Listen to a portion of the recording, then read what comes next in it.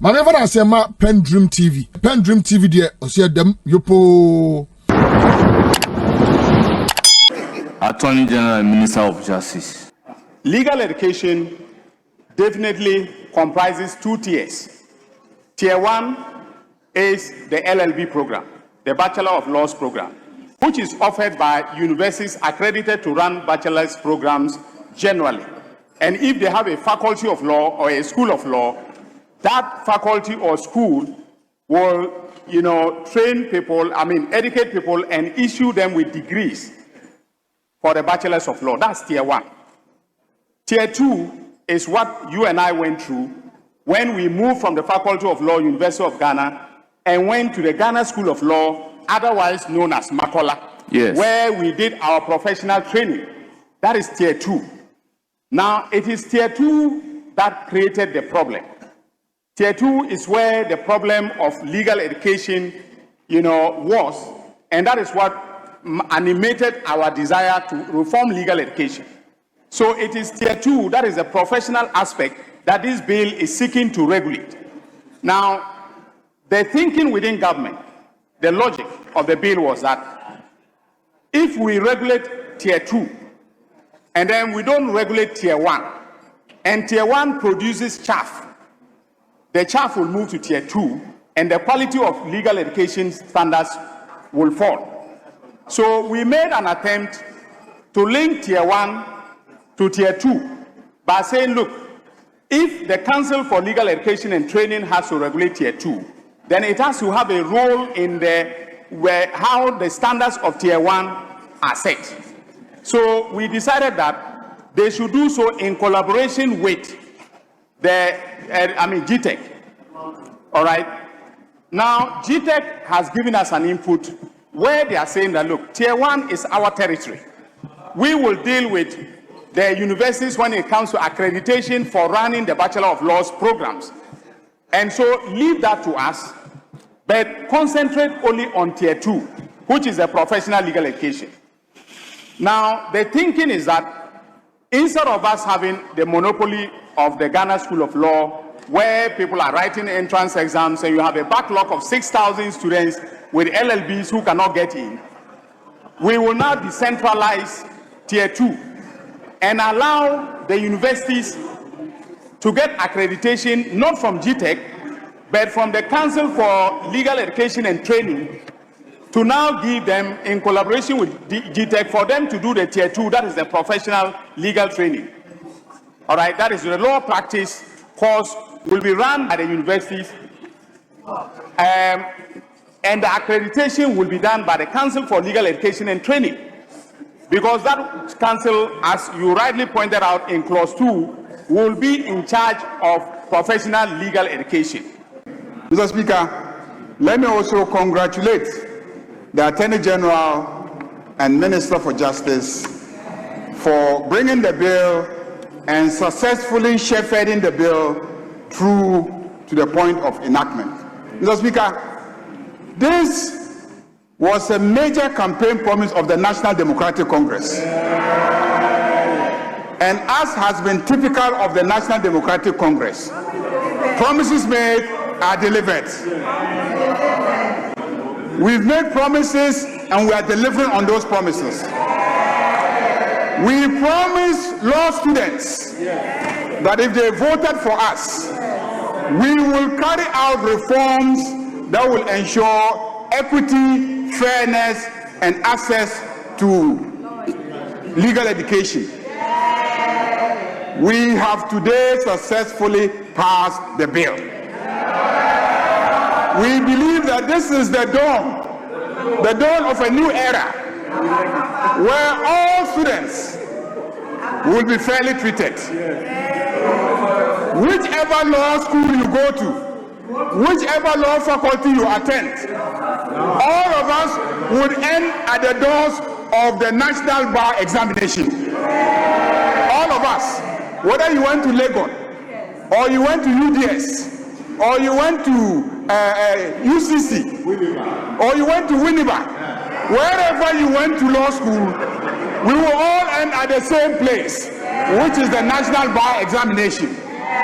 And it is there that lawyers will be determined. This is a promise that the NDC made. Mr. Speaker, I don't want our friends in government to create a certain impression out there that everything must be rushed. Mr. Speaker, we just finished consideration. The rule allows us, at least, for us to come back tomorrow and do third reading. Mr. Speaker, there is no need to rush between now and tomorrow.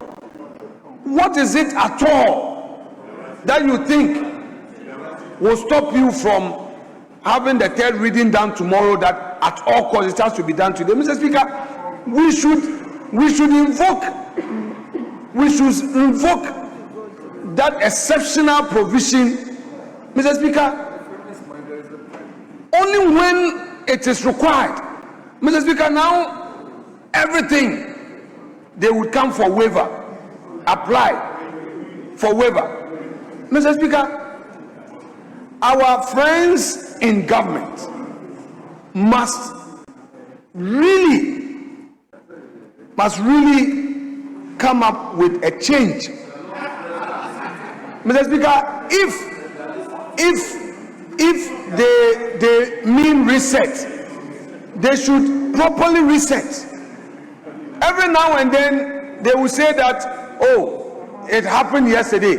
It is the reason why you say that under this dispensation there's something new. You have not stopped sole sourcing. Now it is clear, everything sole sourcing.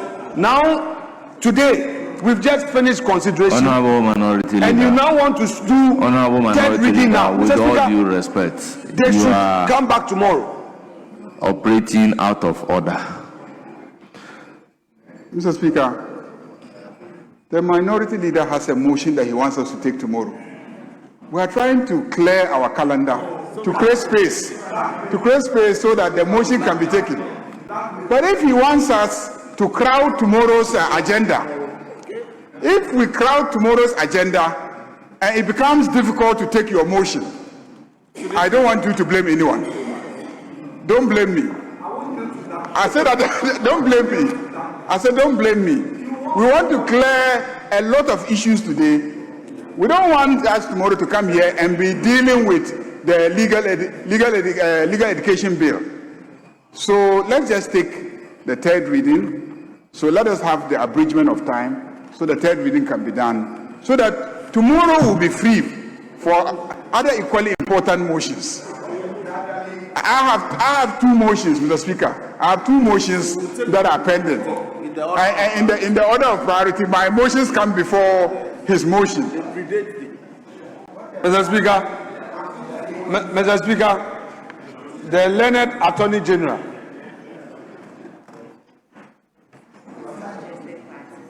is in this chamber today.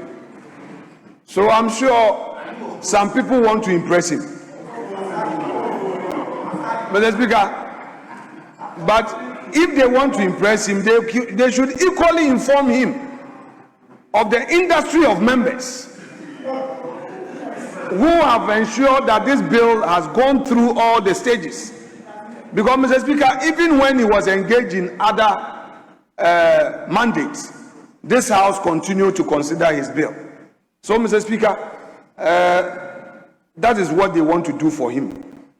I have made my case that you should not do third reading today. If you want to do it, Mr. Speaker, as it pleases them. As it pleases them. Speaker, I am happy the law students are listening to the minority. Motion numbered 19. Right Honorable Speaker, I beg to move that, notwithstanding the provision of Order 172, Sub-Order 1 of the Standing Orders, which requires that when a bill has passed through the consideration stage, the third reading thereof shall not be taken until at least one sitting day has elapsed. The motion for the third reading of the Legal Education Bill 2025 may be moved now. I so move. Point is that until we iron out these challenges, if you allow all 200,000 to go for medicals, what it means practically is that after paying 1,600 each, because the medicals cost 1,600 Ghana cedi, it means that 200,000 are going for medicals with a legitimate expectation, yet only 5,000 would qualify. Mr. Speaker, I won't belabor. All I am saying is that since the minister assured this house that he would come and brief us, can the whole process be put on ice so that, Mr. Speaker, we receive the briefing so that there is some clarity? But, Mr. Speaker, for 200,000 people to go and pay 1,600, where we know that just 5,000 will qualify, Mr. Speaker, it's going to be a huge problem on the unemployed youth who are already desperate. So, Mr. Speaker, it's a humble plea I'm making to the minister through the leader of government business to help in sanitizing this space. As it is today, if they start the medicals and they are paying 1,600, Mr. Speaker, the pressure is on all MPs. I was in Winneba, and the pressure on me, Mr. Speaker, I could not contain. And I'm sure others are having the same problem. Mr. Speaker. Yes, Majority Leader. Yeah, Mr. Speaker. Indeed, there is recruitment going on for entry into the various security agencies and services. And indeed, large numbers of young people, male, female, across the country have put in their application, and the process is rigorous. Mr. Speaker, when sitting on this side of the chamber, I recall I led several discussions in this chamber insisting that anytime there is recruitment, every young person must be given a fair opportunity. Every young person must be given a fair opportunity. I recall calling the Minister for Interior, Honorable Ambrose Derry, here at that time, and he said that after the first year's advertisement, those numbers that they had constituted a database on which, for the rest of his tenure in office as the Minister of Interior, that was the database from which we drew and then gave people opportunity to join the security agencies. We promised every young person in this country that we will give them a fair opportunity. So, Mr. Speaker, what we are doing is simply giving every young person a fair opportunity. We could have just gone and gotten, our foot soldiers and just listed them and given them over the same way that the MPP did. But we are not doing that. We are not. We are not.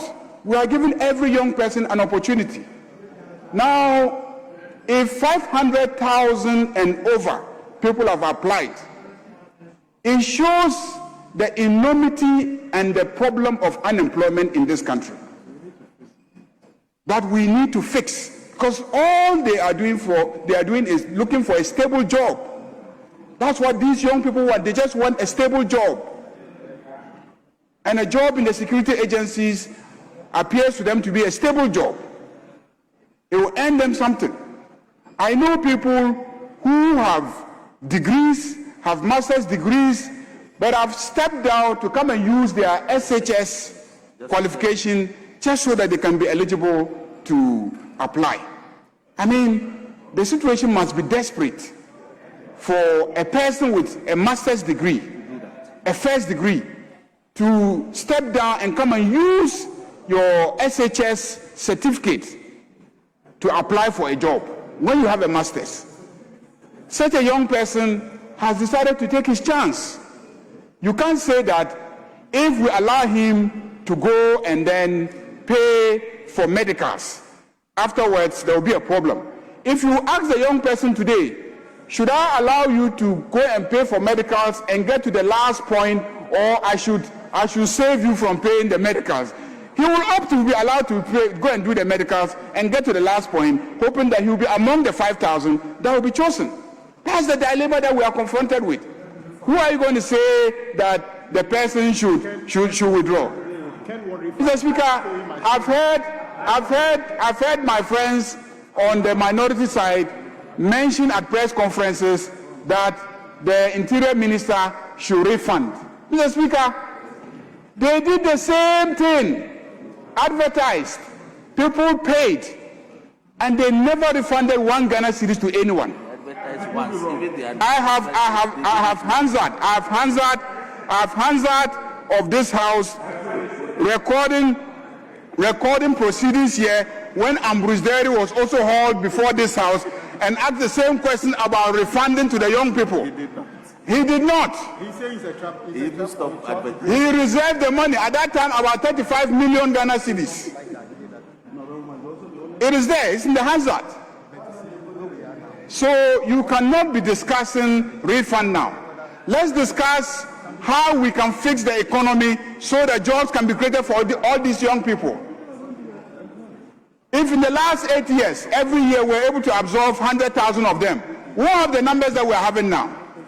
In the last 8 years, if we're absorbing even small numbers, the cost of the cathedral could have recruited. the cost of the cathedral could have established businesses that will employ many young people. The cathedral, how much money didn't we spend? All the waste, the monies that were spent on COVID, if we had channeled those monies into finishing the one district, one factory initiative, can you imagine how many jobs would have been created? If we had spent that money finishing the Agenda 111, can you imagine how many jobs would have been created? 111 hospitals across the country employing these young people. Can you imagine where we would have been in terms of job creation? If you had finished the Kwalugu tomato factory, would we be where we are? So please, let's stop what we are doing. We are confronted with a problem. Let's face it as a country and let's deal with it. And we in the NDC will deal with it. We will face it squarely. We will fix the economy. We will revitalize our private sector so that they will create jobs. Government alone cannot keep increasing its size beyond its capacity. So yes, only 5,000. It could have been 10,000, 20,000, but who's going to pay? Who is going to pay? Are we going to go again, taking loans, getting into huge debts, destroying the value of our city, destroying our reputation internationally, having our economy and finances declared junk? We can't go back to those days. It requires discipline and sacrifice. And this is where we are. So, the minority leader, for the minister coming to brief this house, I have no objection. This is the people's house. Anything concerning the people, the ministers who work for the people should come and brief the people. We can discuss it. But be careful what kind of stand you want to take, because whatever stand you want to take today, we will show you that yesterday you took the stand that we are today, and you had no problem with that. You can't all of a sudden overnight change position and say that, money should be refunded. How can money be refunded? Is that a solution? Is the young man looking for the money? The young man is looking for a job. He wants government to create a job for him. And that's what we must be doing, creating jobs. 200 Ghana cedis, if you refund it to him, what is he going to do with it? And why are you more worried about you funding people? Because it is obvious that you are not even concerned about the young people not getting jobs.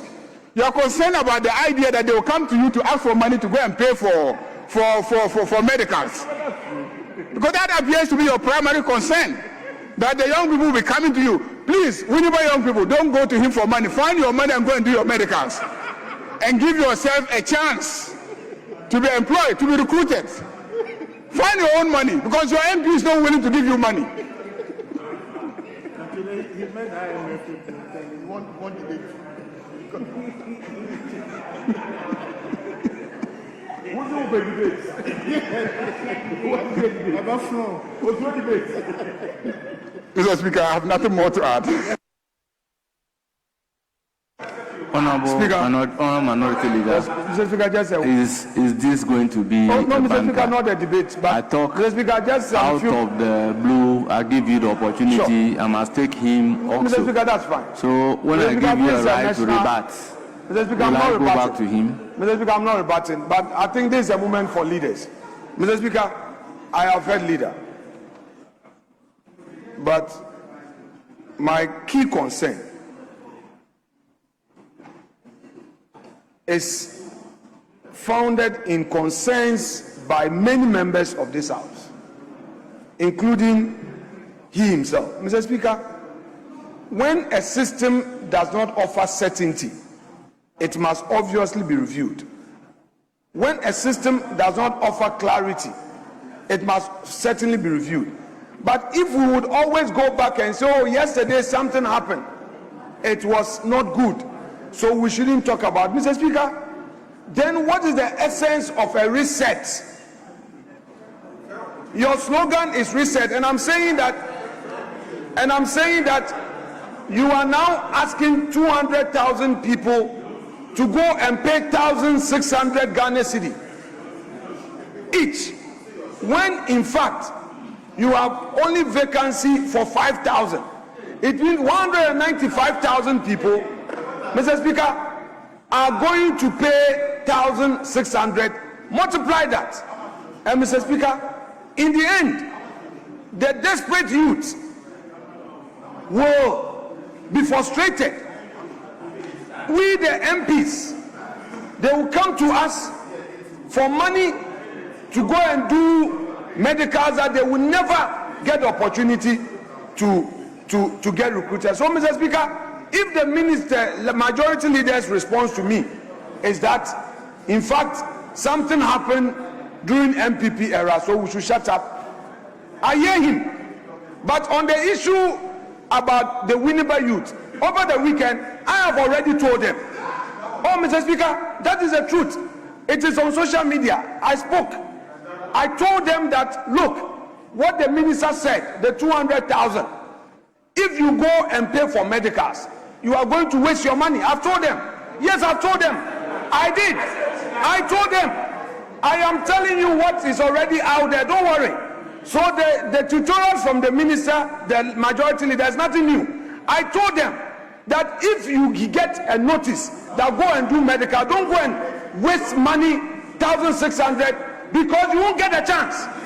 Because you say you have only 5,000. Why do you have to go? Because that money plus your 220, it means that you are going to lose 1,800 plus. Your transport has not come. 500,000 people have already lost opportunity through this so-called AI aptitude test. Then another 200,000 being told that go for medicals, of which only 5,000. Then they are going to waste money. Already they are poor. They don't have money. Then they are going to borrow. I have told the Winneba youth that the system is not fair. So don't go and borrow money, go and do medical with the expectation that you will be considered. You will never get a chance. So if they go and pay money, it will be waste. So, Mr. Speaker, I've already told them. I don't want to carry the burden. Kindly conclude. Mr. Speaker, I would end it. It's a national issue that is affecting their own foot soldiers. But if the majority leader has this response for me, I have heard him. Honourable members, an urgent question has been scheduled for the Minister for Energy and Green Transition. I will therefore start with that urgent question. I will therefore ask the Minister to take the designated seat as I call on Honorable Tanko Mustafa Amadu, Member of Parliament for Bia West, to pose the urgent question. Honourable Member, you have the floor. Most grateful, Mr. Speaker.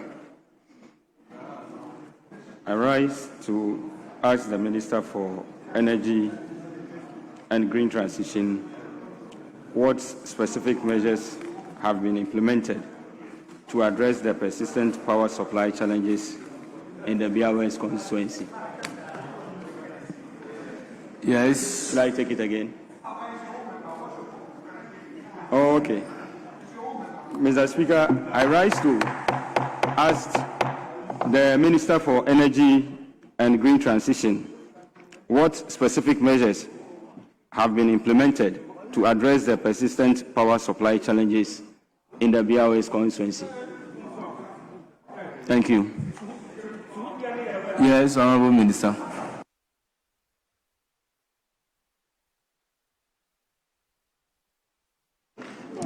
Mr. Speaker, thank you very much. Mr. Speaker, we received a request from the Honorable Tanko Mustafa Amadou on what he described as persistent power outages in his constituency for a very, very long time. Indeed, he indicated that this challenge has persisted for some time. ECG responded to him on the 28th of July 2025. The challenge: the Bia West constituency in the Western region is served by a 33 kV Bonsu Nkwanta feeder. The length of that feeder to Bia is about 80 kilometers. And in the power sector, when you have such a long distance and you are supplying power, it becomes difficult. And so that is the problem we inherited as a government. And let me re-echo that. A 33 kV Bonsu Nkwanta feeder of about 80 kilometers passing through the forest creates a major challenge. And so we have a proposed solution. We want to construct and divert a 6-kilometer portion of the Benchema feeder between Insesemu and Elukrum. This intervention will minimize outages arising from vegetation cover, which always affects the line. Also, we intend to completely remove trees along portions of the feeder route to further reduce interference. This measure would require the active involvement and participation of residents along these sections of the feeder, and more especially from the Forestry Commission. And we've written to the Forestry Commission to seek approval from them to embark on this exercise. But Mr. Speaker, more importantly, a contract was signed with Mrs. MSA Engineering Works on 19th of January 2026 on my instruction. I insisted that the contract be signed, and I can confirm that the contract has been signed to construct a new 6-kilometer line to close the gap between Insesemu on the Bonsu Nkwanta feeder and Elukrum. When this is completed, it will serve as an alternative feeder to the Bia constituency using the 33 kV Benchema feeder, which is more reliable and reduce outages in Bia constituency ultimately. It will also sectionalize the 33 kV Bonsu Nkwanta feeder to primarily serve Bonsu Nkwanta. So what we are doing is that, Mr. Speaker, instead of taking the power from Bonsu Nkwanta all the way to Bia, we want the Bonsu Nkwanta feeder to feed only Bonsu. Then on completion of this 6-kilometer line, we then dedicate the other feeder to Nkwanta so that you have reliable, stable supply of power. Due to the nature of the vegetation, we requested assistance from the Bia West District Assembly, and I would implore the MP to support us so that together with the Assembly, we can fell 60 trees along that route so that the interference is minimized. The Assembly on 26 February 2026 wrote to the Forestry Services Division to seek approval for the felling of these trees to pave way for the new line. We are currently in discussion with the Forestry Services Commission. I've personally taken it up with the minister responsible for the sector. And so I can assure you, Honorable Member of Parliament, your government is not sleeping. We are working around the clock to deal with this hydra-headed problem we inherited. Thank you very much, Right Honorable Speaker. Honorable Member, any supplementary question? No, Mr. Speaker, except to thank the Minister and His Excellency John Dramani Mahama for coming to our aid. Thank you. Honorable members, this is a constituency-specific question. This is constituency. In the West constituency, the question even indicates that it's a constituency-specific question. Leader, on this occasion, give it to me that the question says it's a constituency-specific question. Mr. Speaker, I'm not going to abuse the special privilege. I just wanted some clarity. The minister was talking about some reforms, that certain steps were being taken to ensure that electricity is extended to that part of the country. I just wanted the minister to be very specific, as to what exactly the ministry is doing to ensure that the persistent challenges in power supply is addressed. That was at the heart of the question. That's exactly the measures the minister has enumerated. So that question is captured by the answer. So, honourable members, let's now move to oral question. The minister is also scheduled to answer some oral questions. So whilst he is seated, I call on the honourable member for Kwadaso, Professor Kingsley Nyako, to start with the oral question number 304. You have the floor. Mr. Speaker, thanks for indulging me to ask the Minister for Energy and Green Transition what processes the ministry has initiated to increase the green energy component of the ministry. Thank you, Mr. Speaker. Yes, Honourable Minister.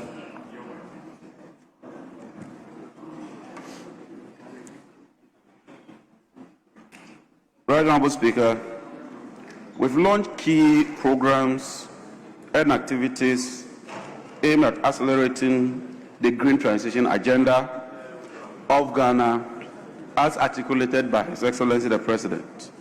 This includes a National Energy Transition Framework, a revised Renewable Energy Master Plan, a Renewable Energy and Green Transition Directorate, which ultimately will be hived off to form the Renewable Energy Authority as part of our green agenda.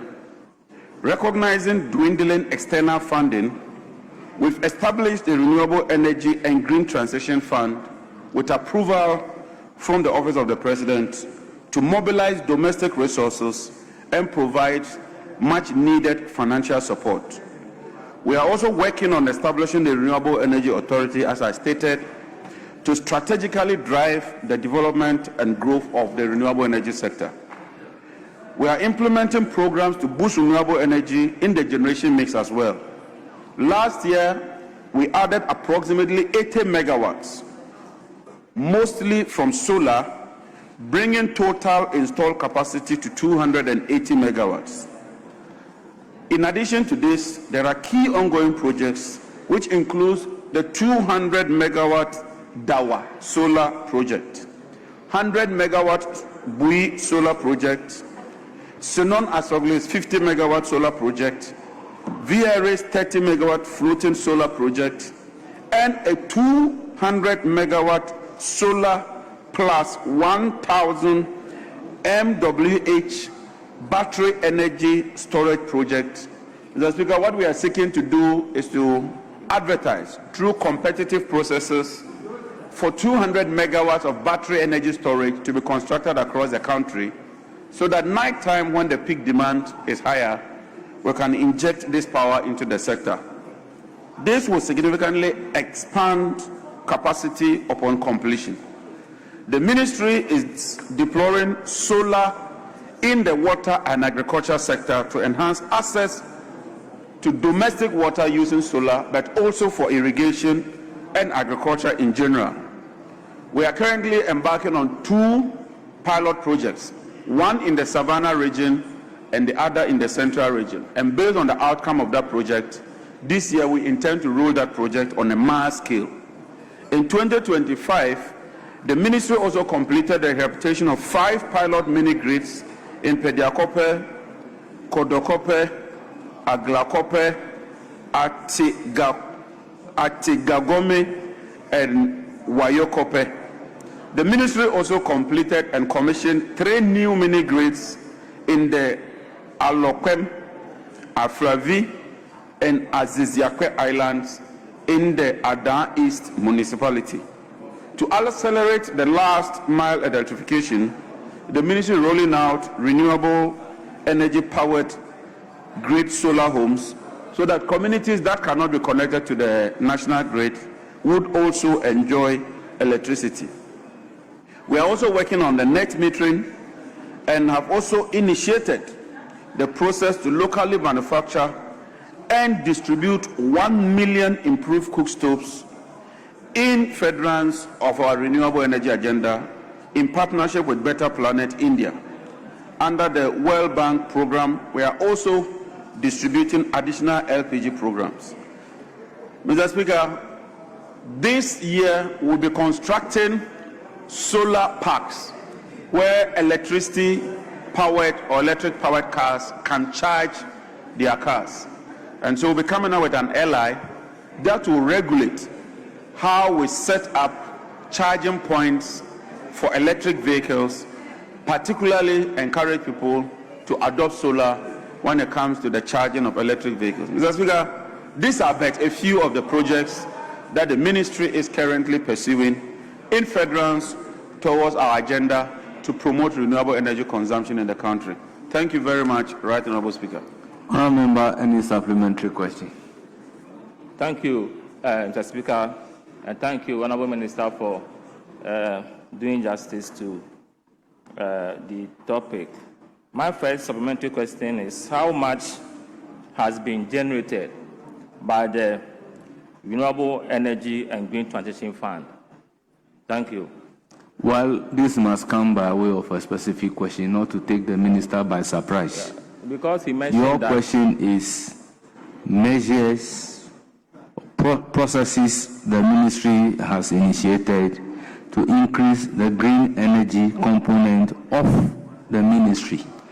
But your supplementary question is how much has been generated? I agree with you, but because he mentioned the fund, I thought kindly that ask another question if you have. I'll drop that one, so I do. Mr. Minister, I would like to find out from you the status of the Renewable Energy Authority. Any idea? Yes, the Minister. Because we will form a committee to engage in stakeholder consultation. We need to do broad-based stakeholder consultation. The committee has made significant progress. I expect that this year will be done with the consultation. Then we go to Cabinet, and from Cabinet we'll come to Parliament for your perusal and approval. We do not want to rush into passing that act or bill into act. We want to do proper work on it, and I'm sure that when we are ready, Mr. Speaker, we'll come to this chamber or this house for your approval. Thank you. See, honourable members, let's get it right. Your question is processes the ministry has initiated to increase the green energy component of the ministry. And your supplementary question is the status of the Green Transition Authority. Let's all abide by the rules. Mr. Speaker, at times, with respect, you create the impression as if you don't know what you are doing. he provided a response that as part of the measures, the ministry is establishing a renewable energy authority. It is part of it. So yes, if I go further to your question is to the effect Mr. that Speaker, the processes, and he has come to enumerate the processes for you. So if your question were to be on the status, he would have prepared the answer on the status and come and give to you. I read Order 89 severally, that the word is not in relation to questions, in relation to answer, but it's in relation to the original question. Unless that is changed, supplementary question must be in relation to your original question. Mr. Speaker, we always yield to you when it comes to the interpretation of the rules. But we all read the rules. We also have understanding. And with all due respect, without suggesting that you are wrong, I think that the question I asked and the response that he has given provides further strength to the answer. If we're establishing a renewable energy authority, and I go further to ask you, that what is the status? We are having a differences in how we all look at Standing Order 89. The closing phrase is that, but the supplementary question seeking clarification from the answer must relate to the original question, but not introduce a new matter. Now, the status of Green Transition Authority, and then the measures that you are putting in place to ensure a component of green transition, is it one and the same question? Mr. Speaker, the establishment of the authority is part of the measures. Yes, but you are asking for the status. So the status would then tell me what are the timelines. The timelines. I'm not pending serious. Now, so far so good. Say open online portal e work Ghana. Nipa share, nipa follow, nipa comment here. To my best of knowledge, without any biases, I am pending TV.